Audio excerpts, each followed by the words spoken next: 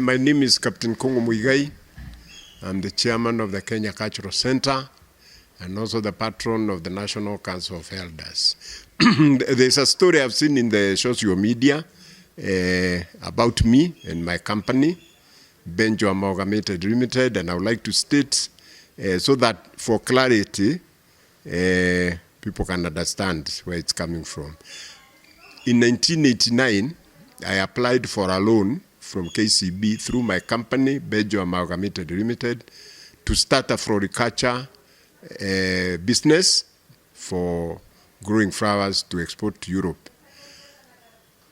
The bank approved a loan of 23 million, and they asked me to put initial capital of 13 million to buy the farm, prepare the farm, irrigate it.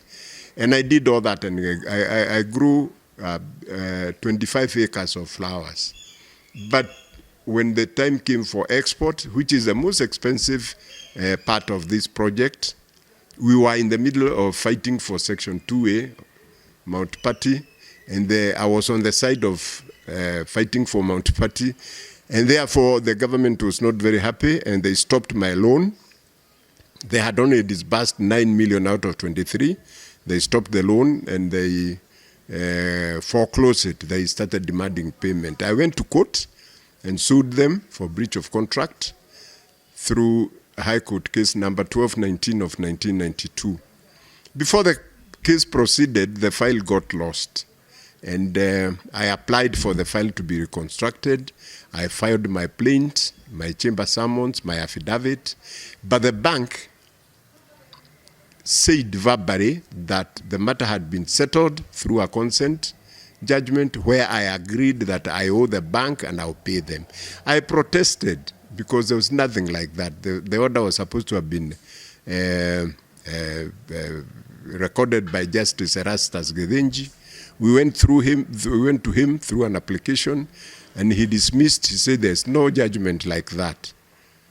But the bank went to the Court of Appeal before Justice Kwach, Justice Tunoi, and Justice Bosile. And they ruled that indeed that judgment is there, although they didn't see it.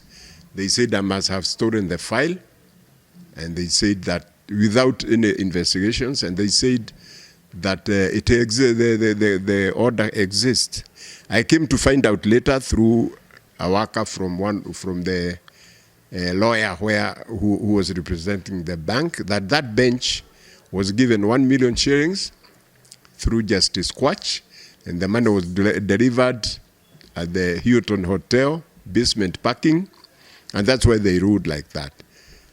After that, my father, I had given the bank 2 securities, my farms, and my father had given a guarantee with his coffee farm. And in 1995, my father said, I'll pay off the 9 million you say you are owed, so you can release my farm. And he paid 6 million. The bank wrote him and said, we have received, now you owe 3 million. But unfortunately, my father died. That was in July. My father died in August. And my mother wrote back to the bank, asking them to state the final account. And to our surprise, 4 months later, the bank wrote and said the outstanding sum is 44.3 million. From 3 million to 44 million in a period of 4 months. And that's when I went to court to challenge that.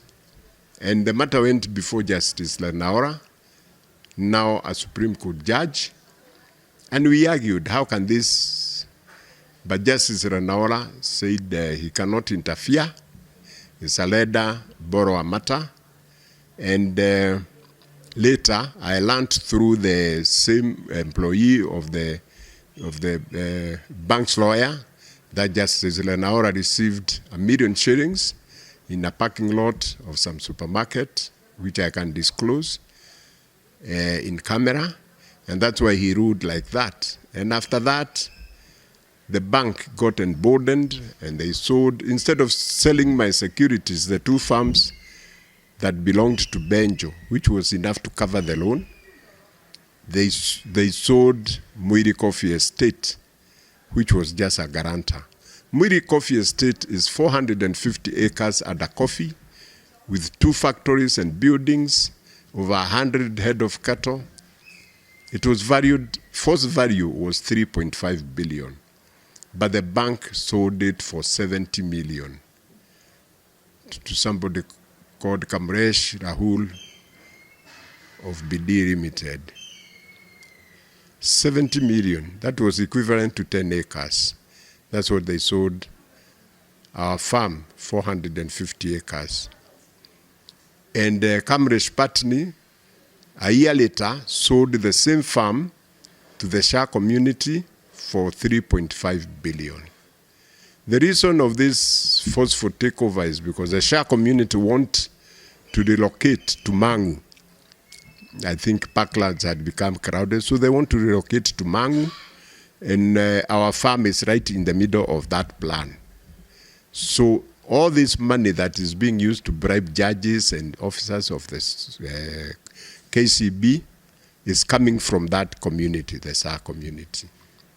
So after that, we challenged that sale in court, and the case was heard by Justice Reddy, the late Justice Joyce Kaminwa, God bless her soul. And she said, she told them to bring accounts, and the accounts that the bank brought, although I opened my account on 4th of April 1989, they brought accounts from September 1991 with an opening balance of balance brought forward. Justice Kaminwa ruled and said this is fraudulent, this sale is fraudulent, and she recommended that the police take over the case. The bank rushed to court, to the Court of Appeal, and made an application to dismiss Kaminwa's judgment, and it was heard by Justice Nabuye, Justice Makadia, Justice Kathurima Muinoti. They dismissed Kaminwa's ruling and reinstated the non-existent consent judgment, although they didn't see it. I have no evidence that money changed hands, but your guess is as good as mine for a judge to say a judgment exists that does not exist. And from there, I decided to go to the Supreme Court to have this matter settled. So I went before the Court of Appeal to seek for leave, and the matter was heard by retired Justice GBM Kariuki, Supreme Court Judge now, William Ouko, and the President of the Court of Appeal, Daniel Musinga. They dismissed, although they agreed that indeed the matter of a lost record is a matter of public interest, they said a consent order exists and therefore they cannot interfere with it. They did not cite that consent order. It was not produced in court. So they refused, they denied permission to go to the Supreme Court. I had filed under Benjo. I filed the same application under Muiri Coffee Estate, and it went before Justice Kiage, Justice Jamila Mohammed, and Justice Agnes Morgo.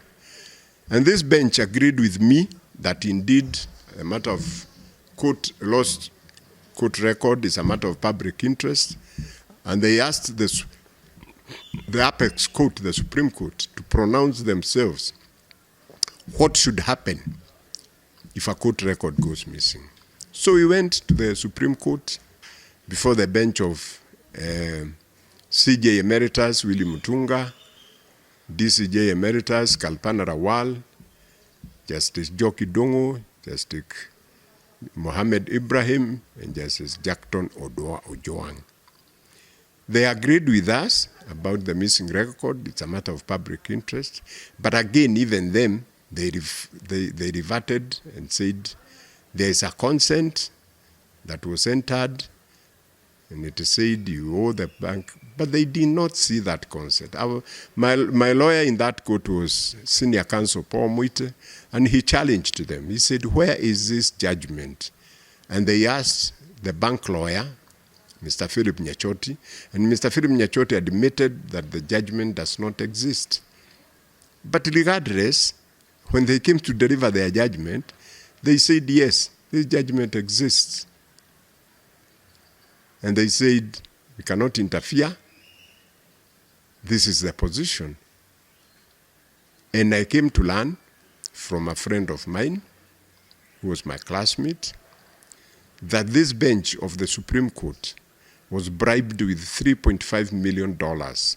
And the money was paid in Jersey, and it was paid through the husband of Justice Kaupana Rawal, Mr. Rawal, for the benefit of the Supreme Court. I didn't feel satisfied, so I applied to have a 5-judge bench of the Court of Appeal to hear this matter again. Again, we went to court, and I was represented by Professor Bob Chalo, who is a renowned lawyer. And when we went to court, he categorically stated, we are here, we want that judgment produced before court. We have no other arguments, we just want that judgment. Again, the lawyer of KCB, Philip Nyachoti, admitted that judgment does not exist. But when they delivered their judgment, the 5 judges, Newton Makadia, Mukathurima Muinoti, Orekantai, Mativo, and Tuyot, they ruled that indeed that judgment is there. They used the word that this judgment is in all the records of this court.